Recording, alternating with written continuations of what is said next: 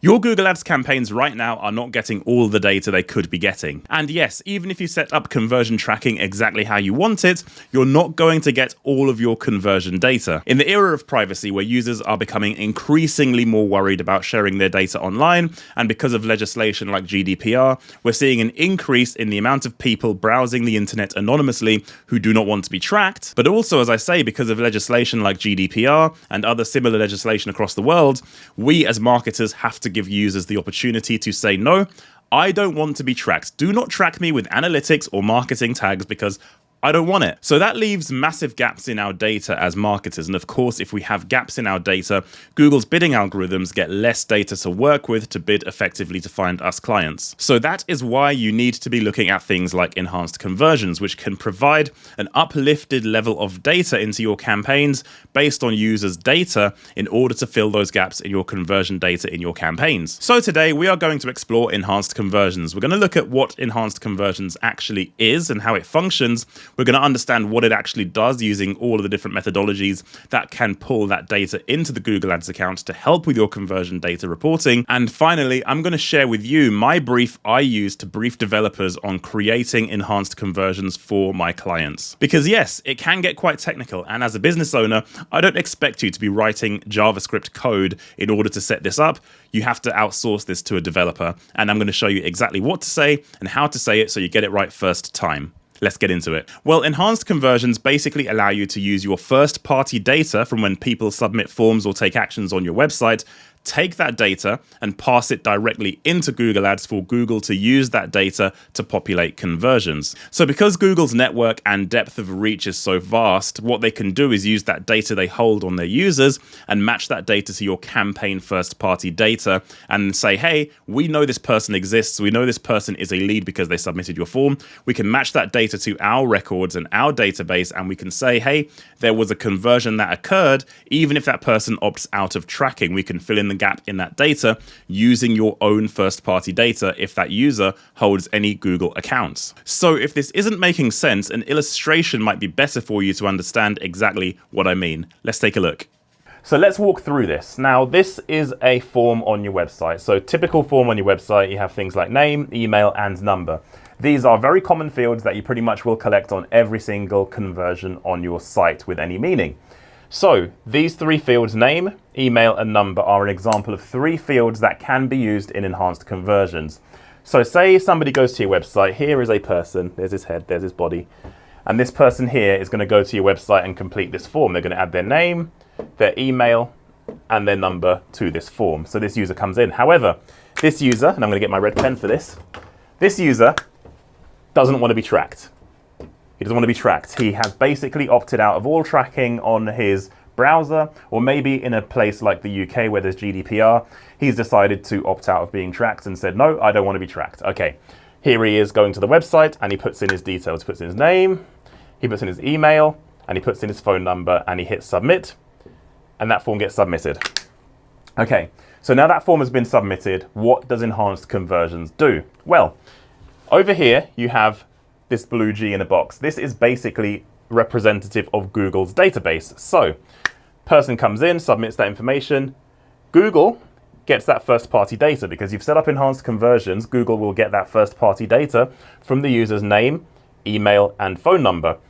You submit that data to Google, but it doesn't just submit the data to Google, because if Google just took that data as it stands, that would be against GDPR and against data protection. So what Google does with this data is it does something called hashing. Now, by hashing this data, it turns this name, email, and phone number into a random string of letters and numbers. So this is all just nonsense. It's all just a random string that Google has converted this data into before absorbing it into its database. So Google has absorbed it into its database, and it has a random string number of, strings here that get submitted into Google's database. Google can untangle these strings it created with the hashing with its own algorithm. So it can unpick this and say, hey, we've sent the data and it's been hashed to prevent any kind of data leaks or any issues around privacy. We've unhashed this data and we can see, hey, this person here is actually, let's just use me. This is Darren. This is Darren. So we know his email address, we know his phone number, and we know his first name. We've got it all here. We know it because of the database we have on his Google account. So because they know this about me, and they know this potentially about many of your customers, they can match these things together and say, I've got all of this first-party data, I've taken it, I've hashed it, I've checked our database, and as a result of that, we know who this person is, therefore we can register a conversion. So this is your Google Ads account right here. What Google can do now is say, right, this person didn't want to be tracked, we didn't track a conversion, but because we have that first-party data, guess what we can do? We can do +1 conversion on your Google Ads account. Because they have the first-party data to verify that user using enhanced conversions, and as a result of that, your campaign got +1 conversion it otherwise wouldn't have got. So that's why enhanced conversions is so important, because it can give you additional data, and in an arena of time where you're not getting all the data because of privacy, this becomes really, really important. So now you know how enhanced conversions actually functions, let's understand a bit more about how Google actually gets that data. So how does it get the data from your website when you submit the form? There's going to be something you have to do, or should I say, your developers have to do in order for Google to get that data. So there's a few methods of how to capture this data and send it to Google in the right way. The first method is the easiest one, and that is basically using the Google tag for Google to pick that data up automatically. If you're one of the lucky few advertisers who has a website where it just so happens the form technology that you're using is very easy for Google to see, so the Google tag you put on the website across all of your pages can see that conversion taking place and can see those form fields and can pull that data automatically, then Google will just get that data. Now, this is the best case scenario because it means you don't have any development to do, and all that happens is you get the enhanced conversions benefit without needing to do any additional work. But that's pretty much not the case for a lot of advertisers, and because of the complexity of modern websites, quite often what you have to do is build something to specifically give Google this data, so it can hash that data and use it to give you more conversion data using enhanced conversions. So that leaves us with a couple of other methods, which is going to include using the Google Tag Manager to write a script that basically captures that information and deliver that script via the Google Tag Manager. Or alternatively, you could get your developer to write a script that doesn't even need the Google Tag Manager to pass that data to Google using the API. So there's a couple of methodologies here where you could pass that information to Google from your forms without necessarily needing the tag manager or without necessarily needing the API. You can use either option available to you. Now, if it sounds quite complex, it's because it is. Now, of course, if I'm speaking to a developer, this is very easy, very simple work. It's not something a developer is going to sweat over. It's very straightforward.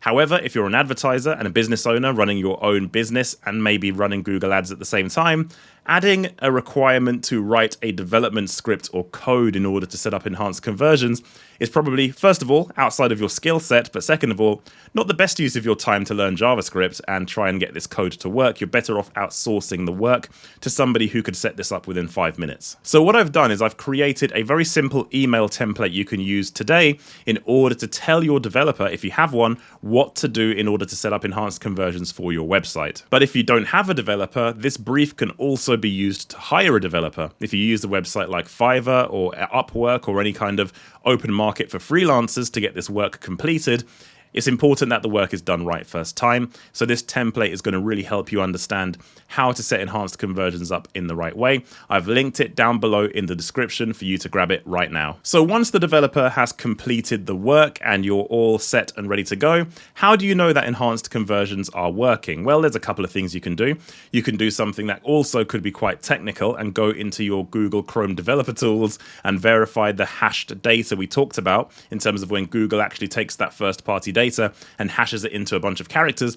You could potentially go into Chrome developer tools and find that hashing when doing testing on the implementation of enhanced conversions. But again, I'm speaking to business owners here, and it's not something you're going to be doing hands-on. The easiest thing to do is, first of all, part of the brief is telling your developer how to verify this. But secondly, if you just go into your Google Ads account and head over to conversions and then diagnostics, you can see whether or not Google is receiving enhanced conversions. And if it's all good in there, it means Google is getting the data successfully and the work carried out was either successful, or maybe you didn't even have to do the work and you had the tag method put in place already and automatically, and you're already getting enhanced conversion data. So if you head into that conversion tab and look at your diagnostics, that will tell you whether or not enhanced conversions are working for you right now. So there you have it, guys. That was an explanation of enhanced conversions, and you can kind of see why it's a really important part of a Google Ads setup in the modern era. More data means more conversions, better machine learning, and better bidding from Google using smart bidding. So if you like this video, please leave a like below. Let me know in the comments if you're currently using enhanced conversions in your campaigns. You can grab the template down below in the comments. Don't forget to grab it, and I'll see you guys on my next video.